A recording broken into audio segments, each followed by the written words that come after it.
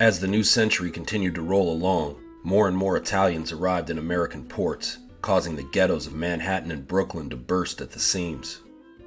In keeping with the times, the Morello mob, as they were now commonly known, had grown in size as well. Only full-blooded Sicilians were considered for membership, and only the toughest of those would make the cut. The gang now ran several different crews, with Morello's younger brother Niccolo, Vito La Duca, and Ignazio Lupo acting as crew bosses. Lupo was the de facto second-in-command and was consulted by Morello on all decisions. Morello decided to get the counterfeiting operation moving again on a large scale. He set up a new press in a local Manhattan apartment and immediately began producing small denominations of false American and Canadian currency. In order to move his fake bills, he maintained a wide correspondence with exiled Corleonesi in every part of the country, exchanging letters with men as far away as Kansas City and New Orleans. Helping to run this operation was one of the few Irish associates of the Morello gang named Jack Gleason. As a favor, Morello hired Gleason's girlfriend Molly Callahan to clean the building where the apartment with the press was located. Young Molly was told in no uncertain terms that she was not to open the door to the third-floor apartment where the counterfeiting operation was located. Molly Callahan was thrilled about steady employment and went about the business of cleaning the building for months without issue. But one fine spring day, as she finished her morning rounds, she happened upon the forbidden third-floor apartment door, left slightly ajar. In a moment of curiosity, she decided she would take a peek. The boss Giuseppe was a nice man after all. Surely no one would be upset if she took a quick peek. Entering the apartment, she saw reams of paper and what looked like a press off in the corner room. Then she saw the stacks of money beside it. Believing the room empty, she decided to sneak in and get a better look at the stack of bills. Upon closer inspection, the amount of money on the table beside the press was astronomical. She reasoned that with a stack of money so large, surely no one would notice if a few bills were missing.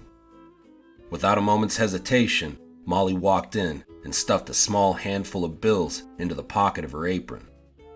She then turned to leave, only to find Tommaso the Oxpeto standing in the doorway staring at her. Realizing her predicament, she tried to sprint to the gap between Petto and the door. He caught her as she tried to run, pinning her against the wall. She felt his giant hands wrap around her throat, and he began throttling her like he had so many others. It took less than a minute before all the life had drained from her eyes. Afterward, they put her in a barrel and dumped it in the East River. When Molly didn't return home, her boyfriend and Morello associate Jack Gleason began to worry. Knowing his employer, Gleason began to correctly suspect that the Morello gang had murdered his girlfriend. As there was no body, the police did little, figuring the girl had run off somewhere. It happened all the time, they reasoned. At Gleason's insistence, they searched the building floor by floor. However, by then, the press had already been packed up and moved. Thinking he may be next, Gleason decided to skip town the next day. Callahan's body was never recovered. Though there were no serious repercussions that came from this ordeal, Morello reasoned that such an operation would be better suited to a rural area. It was decided that the press would be moved to a farm in Highland Park, across the Hudson River from Poughkeepsie. Providence again had favored Morello. With so many new bills being printed, he now had his counterfeiters pushing bills from New York City to Pittsburgh. Morello's soldier Giuseppe De Primo recruited a crew of men to push fake bills throughout the tri-state area. Morello had also developed a system of distribution that minimized risk to both the pushers and the product. A team of 3 or 4 would be dispatched to a targeted area. Places with saloons, restaurants, street vendors, food carts, and sideshows were the most ideal targets. These 3 pushers would only carry 1 note at a time. That way, if one of the pushers got caught, he could say that he had picked up the bill as change from a vendor. If the pusher was searched, he'd have no other bills on his person. The rest of the counterfeits would be held by a 4th man who would carry the bulk of the bills. He was known as the boodle carrier. Once the pusher passed the bills, He would then grab another from the boodle carrier and repeat the process. It wasn't long before these bills started showing up heavily in area banks. This got the attention of Secret Service Director John Wilkie, who decided something needed to be done immediately. His first choice for the job was a man named William Flynn. Flynn was a young agent in his early 30s who'd already enjoyed a distinguished career, blazing a trail of success through stops in New Orleans, Washington, and Pittsburgh. With counterfeits flooding the market in New York, there was really only one choice to head its office: William Flynn. Wilkie called Flynn into his office that very afternoon. When he got there, Wilkie rose to shake his hand. "Can I get you something to drink? Coffee? Tea? Or maybe bourbon?" Wilkie said, laughing. "With the women's suffrage around the corner, it might not be long until we can't have a drink at all," he finished. "Coffee will be fine, Director. What can I do for you, sir?" Straight to the point. Businesslike. This is why he was the man for the job. Counterfeits have been turning up all over the tri-state area. From Brooklyn to Pittsburgh, they've been showing up. We believe the major source of these fakes is an ethnic Italian gang from the New York City area. Frankly, the Bureau is overwhelmed and in need of new leadership. It's the toughest job in the nation right now, and I want you to lead it. Any questions? Flynn paused for a moment to take it all in. Then he smiled. "When do I start, Director?" Wilkie returned this smile with more of a wolfish grin. "You just did." And with that, Flynn was on the next train to New York City. When Flynn and the Secret Service showed up to the city in force, asking questions about counterfeiters, the NYPD pointed them in the direction of Sergeant Joe Petrosino. A meeting was then arranged. Petrosino met the young Secret Service agent in charge at a local cafe just down the street from the station. The wily old street veteran had to laugh a bit at the young business type that walked in and sat across from him. "William Flynn, Secret Service. It's a pleasure to meet you," the young man said as he sat. "What are you hoping to accomplish here, Agent Flynn?" Petrosino said dryly. Mildly perturbed by the comment, Flynn stuttered. "To stop the flow of counterfeit currency into the economy and to imprison the counterfeiters. The problem is easy enough to—" "You cannot gather evidence you need in this case using methods common in policing today," Petrosino interrupted. "Listen, my good man, I hardly think you can diagnose," a flustered Flynn began before he was interrupted again. "You're not dealing with the regular criminals here. This is a group of criminals called the Mafia from back in the old country, and they are very well insulated. This Mafia protects itself through a strict code of silence called Omerta. This code has been bred into them from birth. Omerta is practiced not just by criminals, but the entire Italian community, eliminating any hope of cooperation with law enforcement. They are forbidden to discuss not only criminal activities, but also forbidden to reveal any information about the gang whatsoever, right down to its very existence," Petrosino exclaimed, suddenly animated. "This wall of secrecy that shields these mafiosos and counterfeiters from prosecution. This code they adhere to. It is also strictly enforced, and there are severe consequences for those who break it. It can mean a death sentence." Petrosino finished this diatribe, staring his new companion directly in his eyes. Flynn, having been left speechless by the older Italian detective, fidgeted and tugged at his tie. There's nothing to suggest a high level of organization," Flynn began to stammer. Then, as if on cue, Petrosino interjected a second time. "Are you serious about bringing these thugs to justice, Agent Flynn?" putting an emphasis on the man's name at the end. Clearly irritated, but perhaps ready to listen for the first time, Agent Flynn answered the question. "Okay, Sergeant. Tell me what I'm up against." For the first time in what must have been a while, Petrosino cracked a genuine smile. After breakfast was finished, the two sat silently for a moment before Petrosino spoke again. "Let's take a walk," Petrosino said while getting up from the table. As the two strolled down the street, Petrosino began to pontificate. "The local mafia clan is originally from Corleone, Sicily. The leader of this clan of criminals goes by the name of Giuseppe Morello. His chief enforcer and right-hand man is a notorious murderer by the name of Lupo the Wolf. These men are insulated, not only by the men that work for them, but also by the community they live in. This is the problem we must overcome. As they continued to walk through the city, Petrosino began to fill Flynn in on everything he knew. Meanwhile, the Morello clan continued to prosper. Those at its head were now all fairly wealthy men. Whenever there was a problem, Morello would send his top enforcer, Tommaso the Ox Petto, or his right hand, Ignazio Lupo, to handle the situation. New soldiers such as Giuseppe La Lama and brothers Lorenzo and Vito Loboido were inducted into this new cosca, causing its rapid growth. Crossing the Morello clan was no longer an option. Those who did ended up in barrels or tossed overboard into the harbor.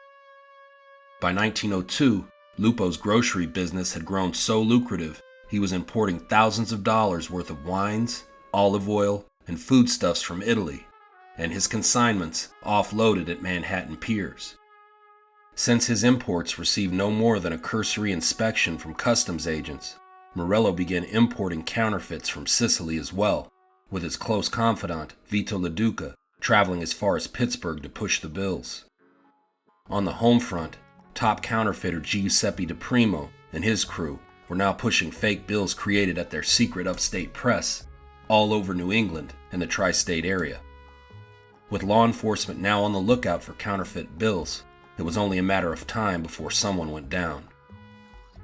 On a bright yet chilly winter afternoon, Giuseppe DePrimo and Isidore Crocevera set out to push the day's counterfeits. Along with their boodle carrier, Giuseppe Gialombardo, the two Sicilians spent their December morning passing Morello's $5 notes in exchange for drinks, cigarettes, food, and other items. They decided to push a few more at a local butcher shop named Rossi's, which was a local favorite. Overall, the crew was in a jovial mood. The new year was almost upon them, and their pockets were full. All was well until a shopkeeper, who had been handed a counterfeit bill, took a second look at it when the group of men had left the premises. Noticing its greasy feel and slight discoloration, the shopkeeper immediately summoned a passing patrolman. Not long after, the officer spotted all three men huddled in conversation and arrested them promptly. The men were then brought before Flynn. He began with Crocevera. "Okay, listen to me carefully. Sing Sing prison is not a place where a pretty-looking boy like you wants to end up. We have witnesses who will testify that you passed the note. How long before your friend Giuseppe tells us that it was all your idea? Just over there he sits in that room, singing like a bird."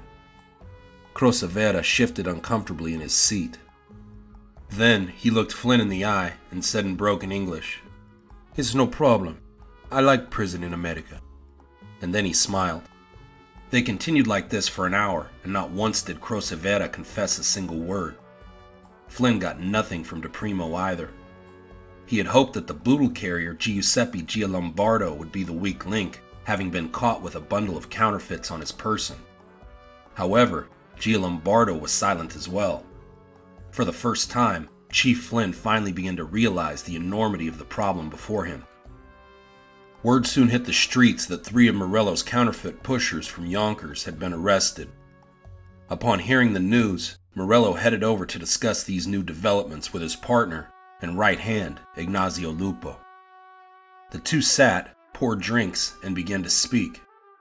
"What are we going to do to solve our problem in the north?" Morello began. "Enough about that. Have you heard what that fool Gallucci is doing?" Lupo complained. Lupo was referring to the black-hand extortionist turned powerful businessman named Giosuè Gallucci. Gallucci had shunned the secretive ways of La Cosa Nostra, and his public profile rode in the face of Omerta. "The way he runs his business in the open, always in public, it's a disgrace to our way of life, and it goes against Omerta," he finished with a grunt. Morello was exasperated. "This is not our concern, Ignazio," Morello said with obvious annoyance.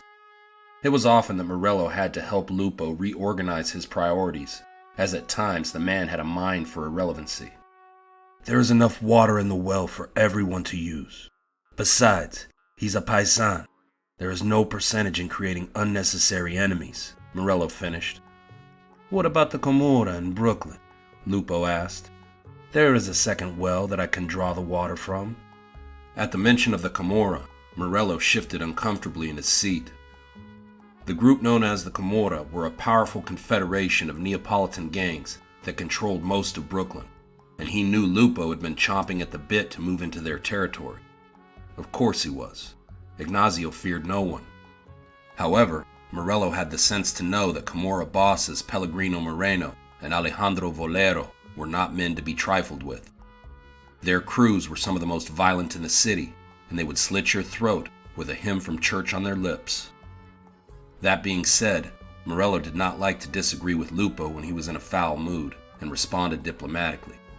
"Let's watch them carefully, and when the time is right, we will move." "Patience, my friend, patience," Morello counseled. The two finished their conversation and their drinks and parted ways. Not getting useful advice from Lupo, Morello put DePrimo to the back of his mind. Meanwhile in Pittsburgh, two men under top Morello capo Vito LaDuca had been picked up on suspicion of passing the same forged $5 bills that were now circulating in Yonkers, Manhattan, and New Jersey. When word got back to Morello, he was fraught with worry. First DePrimo, and now LaDuca. This was truly a problem because Vito LaDuca was a loyal capo and had a vast knowledge of Morello's operations. The pressure was now at an all-time high. Back in Yonkers, Benedetto Madonia was desperately trying to free his brother-in-law. In service of this, he gathered $1,000 from DePrimo's friends and family members. Madonia knew that only one man had the connections needed to facilitate his release. That man was Giuseppe Morello. A day later, Agent Flynn and Sergeant Petrosino positioned themselves on a rooftop across from the saloon on Prince Street and observed the comings and goings. Along with the usual suspects was the recently released Vito Cassioferro from Sicily. Later in the evening, a man they did not recognize walked in. This perked their interest. Outsiders were not allowed through the door, and this man looked important.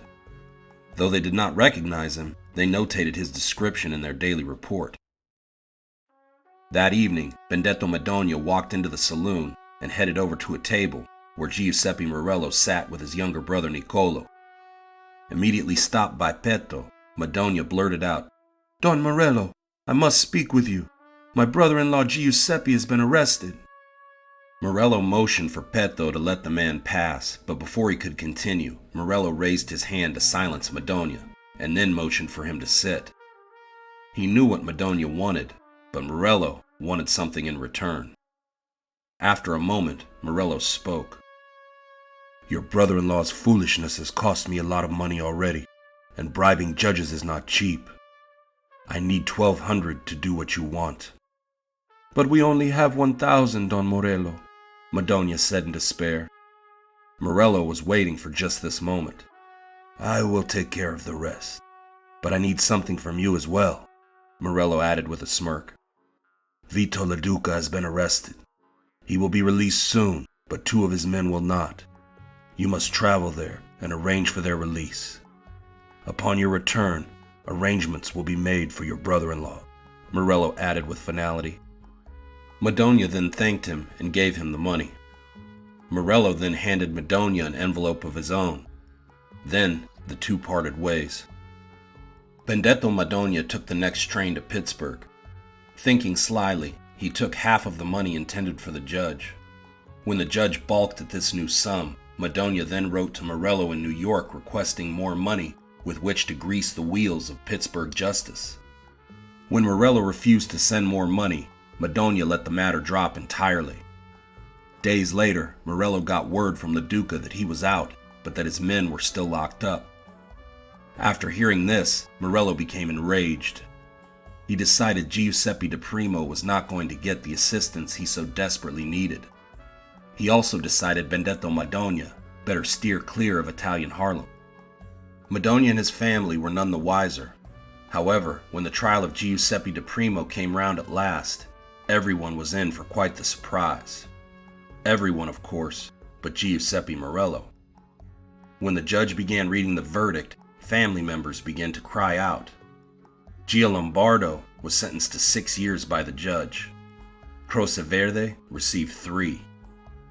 By the time the judge read DePrimo's verdict, everyone was already in shock. Instead of probation, Giuseppe DePrimo received 4 years in prison.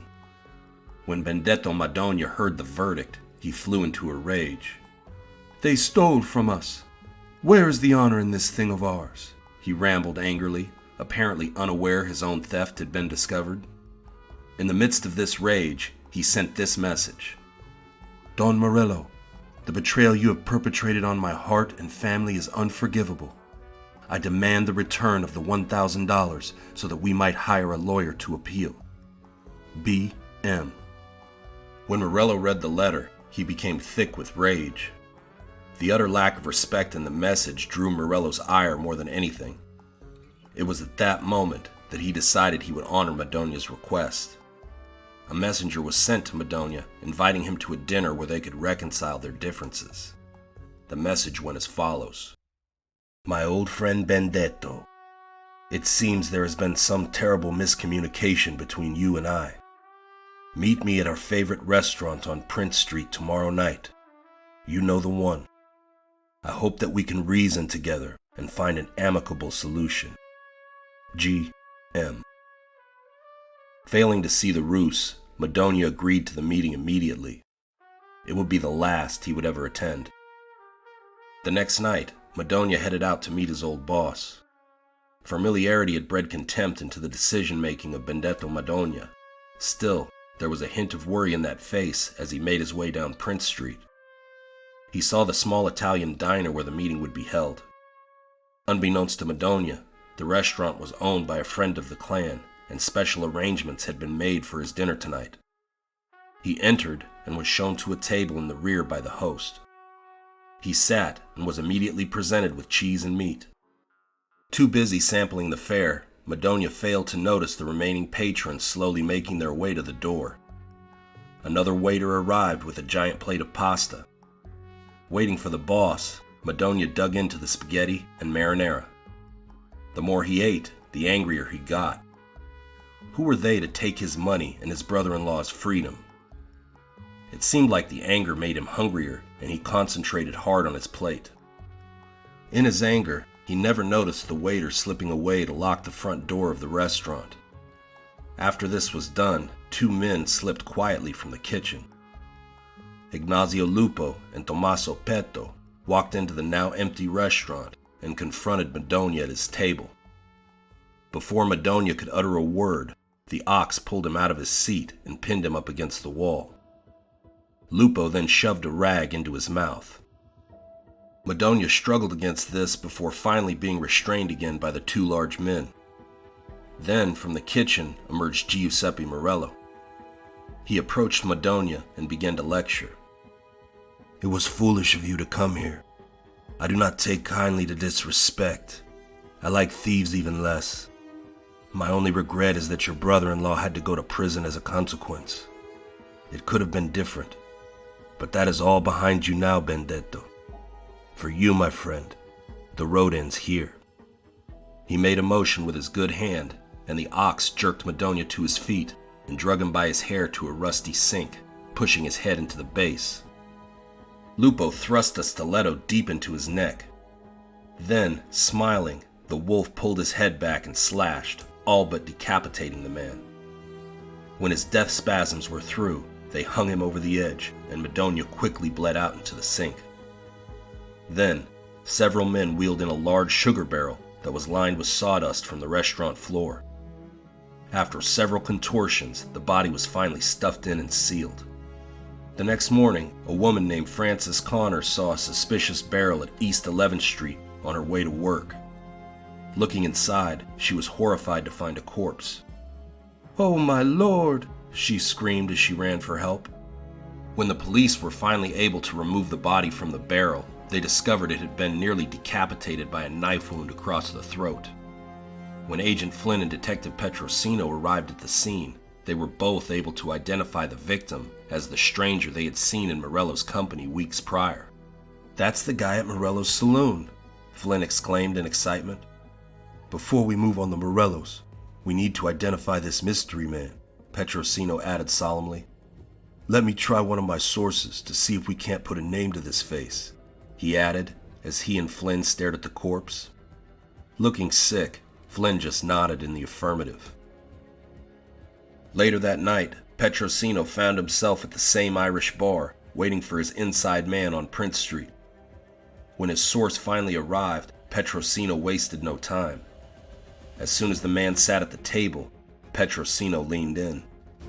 "The man at the harbor. Tell me his name," Petrosino said sternly. The informant smiled wolfishly at this desperation. That was a mistake. "Things like this take time to But that was as far as the man got before he was interrupted mid-sentence by Petrosino. The stocky cop shot both arms out, grabbing the smaller man by the throat. "Listen to me, motherfucker. I want a name. Otherwise, the robbery charges you're under will be a small concern because I will kill you right here and right now." The bar had fallen silent at the outburst. Struggling for breath, Petrosino's source found his voice again. "Take it easy, jeez," the man said, wheezing through his rapidly closing airway. "I don't know the man's name, but he's one of Joe DePrimo's guys. Word is DePrimo ain't happy he didn't get any help from the boss." Petrosino squeezed harder. "Which boss?" The informant, now bullshit with fear and on the verge of passing out, sputtered, "Morello! Morello!" Petrosino, finally satisfied, let the man crumble to the floor. 60 seconds later, he was walking back towards his tenement with a smile on his face. The next day, Petrosino met with Flynn and filled him in. "I need a meeting with DePrimo, and I need to see him today if possible," Petrosino said with a stone-faced stare. "Okay, I'll put in the call. I think we're going to finally get these guys," Flynn replied, smiling. As it turned out, Flynn would be wrong about that. 2 days later, Petrosino arrived at Sing Sing prison with an appointment to visit inmate Giuseppe DePrimo, a reputed soldier in the Morello mob. Petrosino approached the table where DePrimo sat. As he found his own chair, DePrimo spoke. "You are wasting your time here, you disgrazia. I'm not interested in your deals." Without saying a word, Petrosino slid the man a photo of the previous week's homicide. DePrimo glanced down and stiffened. "You know this man, don't you, Giuseppe?" Petrosino said solemnly. Anger flashed in the young man's eyes. "Yes," he agreed, taken aback despite himself. "I know this man. Of course I do. He's my brother-in-law."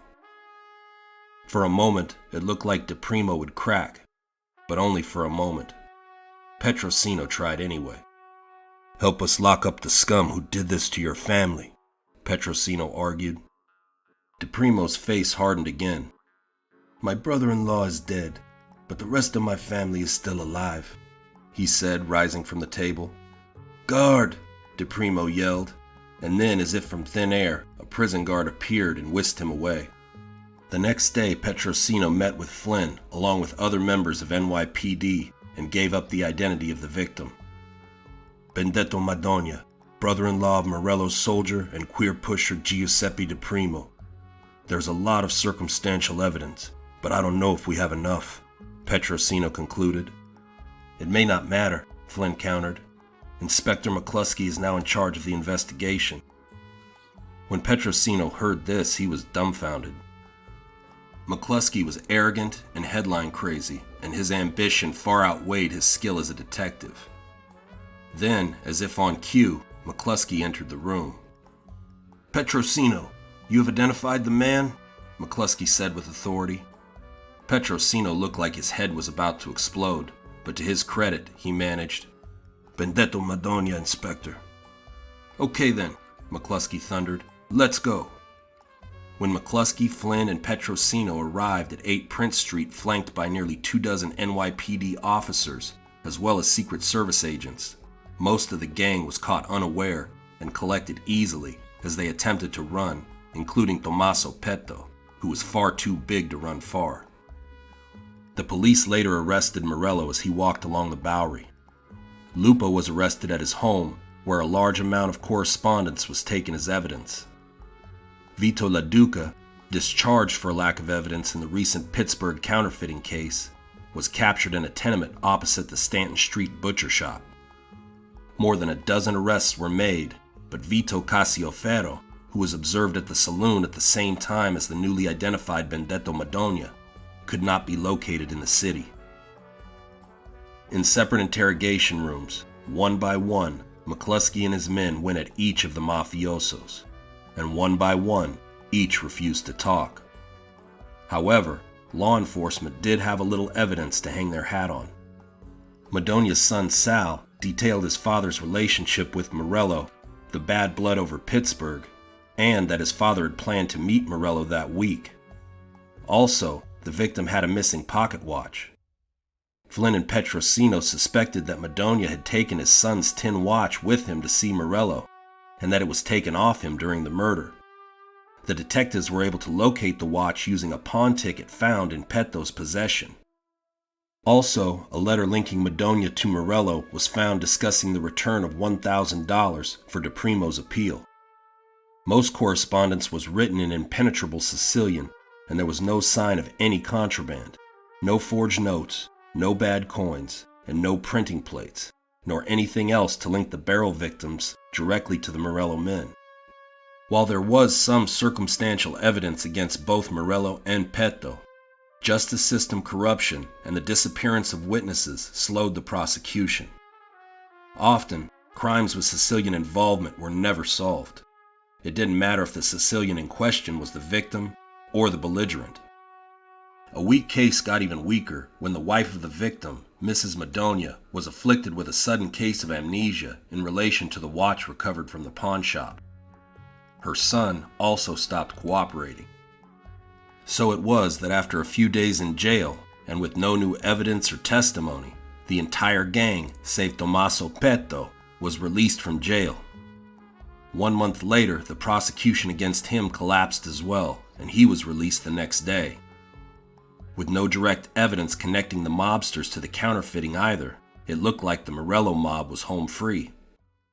On the day of Tommaso Petto's release, a huge party was thrown down on Prince Street. The festive mood in the neighborhood was reminiscent of a holiday, as local thugs and peasants alike drank and cheered. Meanwhile, Flynn and Petrosino watched on. These two men were about to crank up the pressure on the mob. Things were quickly approaching a tipping point.